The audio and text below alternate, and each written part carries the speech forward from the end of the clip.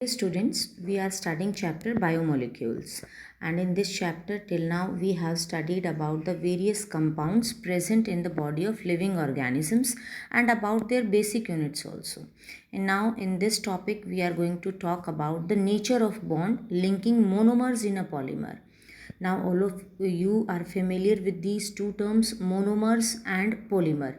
Polymer means when many units join together, they form a particular structure, and that is called as polymer, and that single unit is called as monomer.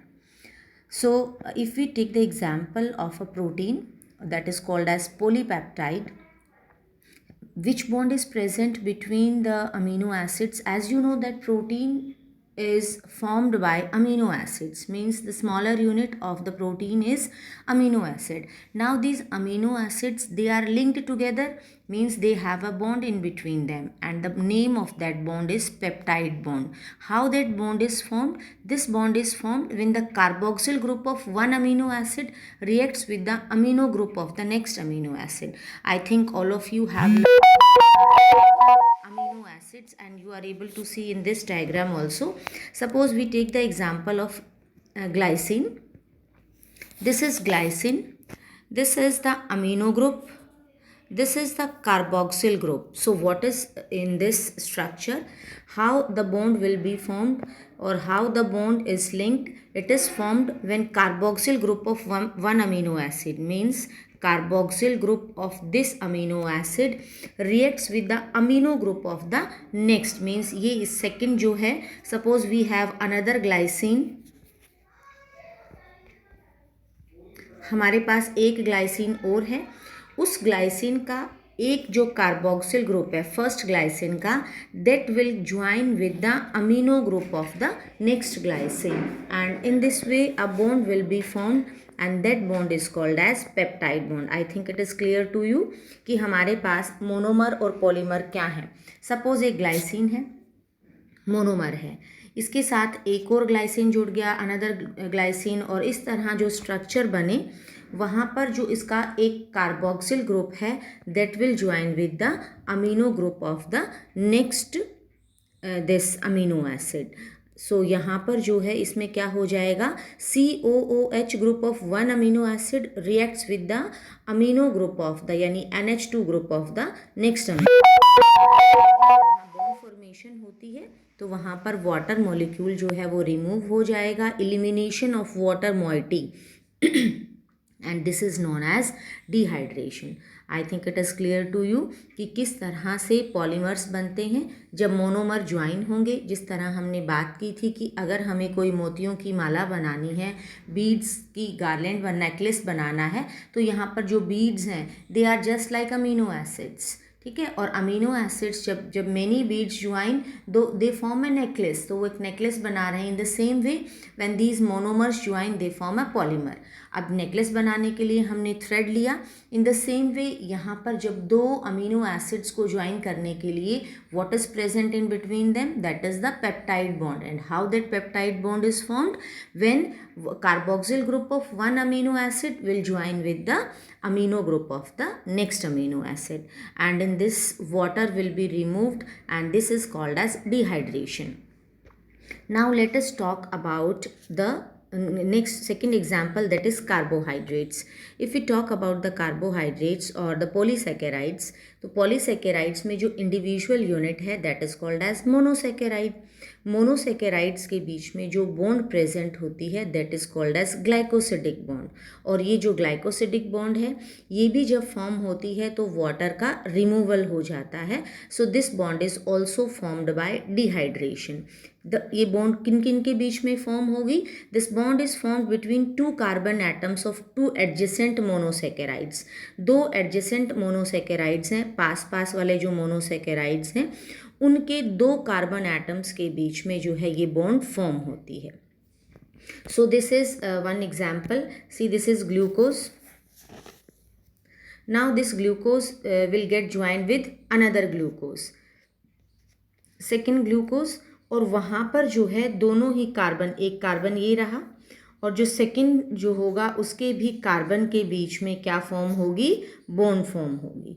And यहाँ पर भी किसका removal हो जाएगा, water का removal हो जाएगा.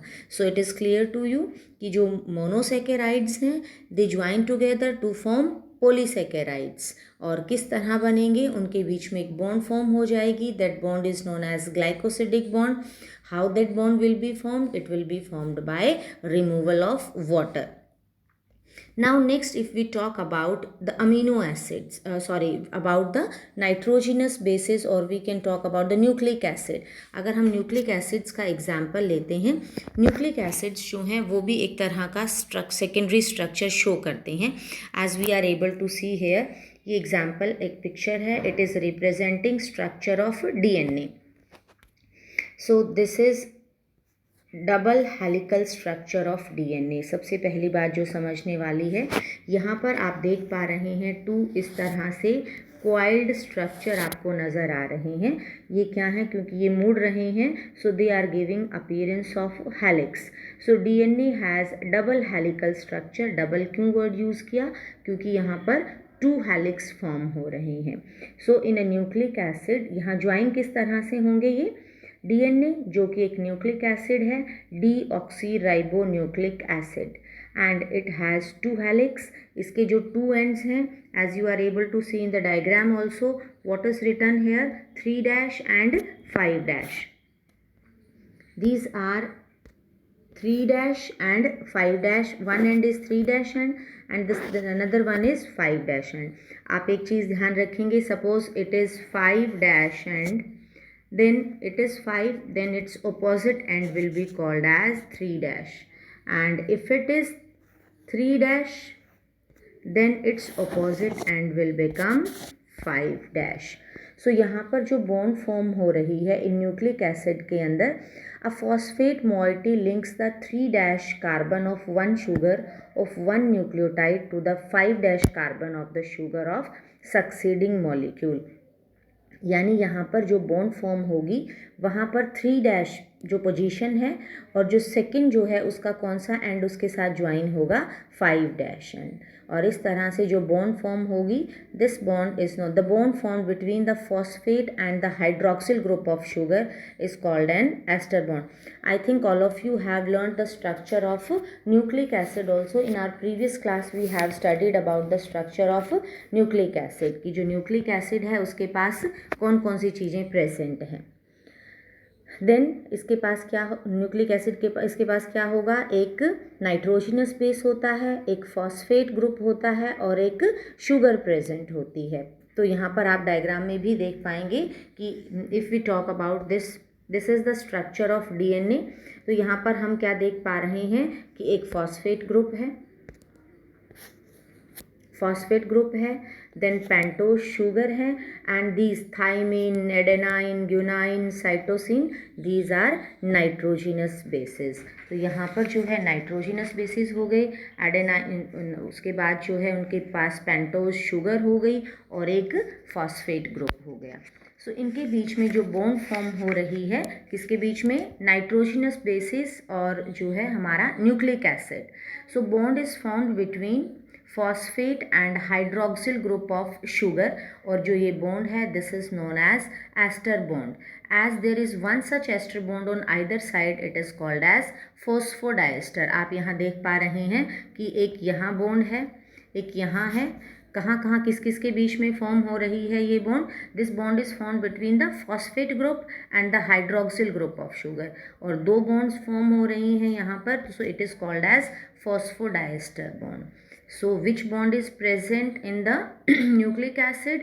It is ester bond, as they are present on both the sides. क्योंकि structure double helical होता है, इसलिए इसे हम क्या कहेंगे, फॉस्फोडाइस्टर बॉन्ड. न्यूक्लिक एसिड का जो है सेकेंडरी स्ट्रक्चर है, एक one of the secondary structure exhibited by DNA. ये जो डबल हेलिकल स्ट्रक्चर है, ये स्ट्रक्चर वैटसन एंड क्रिक ने अपना एक मॉडल रिप्रेजेंट किया है. These are the name of the 2 persons, Watson and Crick, और उन्होंने डीएनए का एक मॉडल दिया which is known as Watson Crick model. And what this model express here, that it has double helical structure. 2 helix हैं यहाँ पर, जो 2 strands हैं दे are anti parallel to each other. जैसा कि अभी हमने बात की कि 5' end the other end is 3'. तो तो यहाँ पर ये एक दूसरे के क्या कर रहे हैं, एंटी पैरेलल रन कर रहे हैं, run in the opposite direction. अगर एक 5 डैश एंड है then the last is 3 dash. If the one is starting from the 3 dash, the other is 5 dash, यानी कि ये एंटी पैरेलल डायरेक्शन में, means they are running in the opposite direction. अब हम अगर इसके स्ट्रक्चर की बात करते हैं डीएनए की, the backbone is formed bye sugar phosphate chain. यहाँ आप देख पा रहे हैं कि जो इसकी बैकबोन है, ये डीएनए का इन्होंने एनहांस्ड स्ट्रक्चर दिखा रखा है।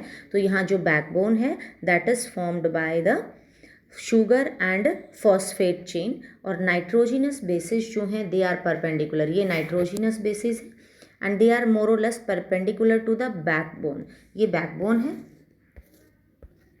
और ये नाइट्रोजिनस बेसिस जो हैं वो क्या हो रहे हैं, उसके परपेंडिकुलर हो रहे हैं। हमने 2 टाइप्स ऑफ नाइट्रोजिनस बेसिस पढ़े, adenine, guanine, cytosine, thymine and uracil, these are the sub types. और जो कितने 2 मेन टाइप्स में है, purine and pyrimidine. So A and G of one strand compulsorily base pair with T and C. ये चीज़ आपको याद रखनी है, हमेशा जो बेस पेयरिंग होगी वो किस किस के बीच में होगी। एडेनाइन जो है it will form its pairing with thymine and guanine will form its base pairing with cytosine. So you remember this that A and G जो हैं और सी और टी हैं, इनकी जो पेयरिंग होगी, थाइमीन जो है वो एडेनाइन के साथ और ग्यूनाइन जो है वो साइटोसिन के साथ, यानी 1 purine will form base pairing with 1 pyrimidine. उसके बाद में अगर हम हाइड्रोजन बॉन्ड्स की बात करें, there are 2 hydrogen bonds between A and T and there are 3 hydrogen bonds between G and C. I think it is also visible to you. This is thymine and adenine. इनके बीच में जो hydrogen bond है वो कितनी है, 2 है। And this is guanine and cytosine, यहाँ जो हाइड्रोजन बॉन्ड है वो कितनी है, 3 हाइड्रोजन बॉन्ड्स हैं। दोनों ही स्ट्रैंड जो हैं वो हेलिकल स्टेयरकेस में है, अपोजिट डायरेक्शन में। Each step of ascent is represented by a pair of basis.